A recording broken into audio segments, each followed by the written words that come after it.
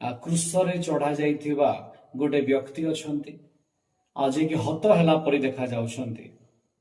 मु चिंता कली मु जो देवगणर पूजा करुछि बा आम घरे जहा पूजा करुचंती से तो किए खंडा धरिछि, किए गदा धरिछि, किए धनु धरिछि, किए त्रिशूल धरिछि, किए शंख धरिछि, किए पद्म धरिछि।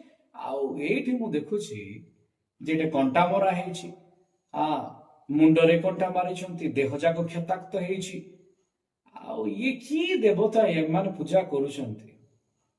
आ मु सुनिथिली जे सेमान कुआडे प्रार्थना कले भूत चली जाए।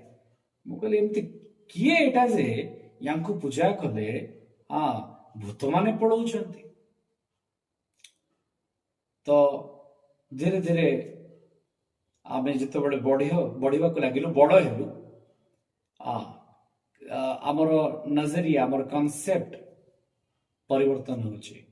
आउ एई कॉन्सेप्ट भितरे मु आपण मानकु कहबाकू चाहे जे दाऊद गलियात को जेतेबेले बध करूछंती से आपणा हस्तरे खड्ग धरि नाहंती, किंतु से कहउछंती जे मो परमेश्वर खड्गरे युद्ध करंती नाही, से तीर युद्ध करंती नाही, से ना त्रिशूल ना गदारे, कारण मो परमेश्वर जेतेबेले युद्ध करंती सेतेबेले तांको सम्मुखरे के ठिया हे पारंती नाही। आमे टिके बिसी कहबा कि हालेलुया हालेलुया। सकल देवगणଙ୍କୁ लोके बलवान बोलिकी देखेले, किंतु एठी मु देखुछि गोटिए एहीपरि व्यक्तित्वକୁ जे कि हत होला परि देखा जाउछंती। ठीक सेमती जोन देखुछंती जे किए सेही सप्त मुद्रार पुस्तक को खोलिबा पाई समर्थ हेछि, ना स्वर्ग रे ना पृथ्वी रे ना निचस्थ पृथ्वी रे केही नाही, कार सामर्थ्य नाही ताकू देखिबा पाई।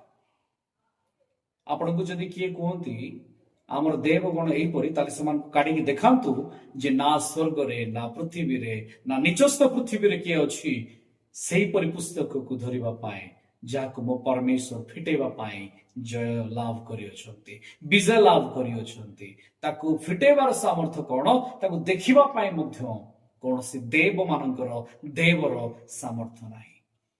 तेबे ये मेष परि काहे कि देखा गले, मेंढा परि काहे देखा गले, सिंह परि तो देखा जिबार तिला, आपुनी हत हेला परि से देखा जाउछंती। एटी दुईटा पिक्चर भिन्न भिन्न हे जाउछि। तेबे एई सिंह विषय को तामे जिबा ता पूर्वरु टिके मेंढा विषय रे आमे आलोचना करिबा। जो मेंढार कथा एठी हमर आलोचना चलिछि सेई मेंढा केबे अछि, कोठी से मेंढा थिला, आ आज से मेंढा पर काई देखा देउछि, से काई सिंह पर देखा देउ नाही।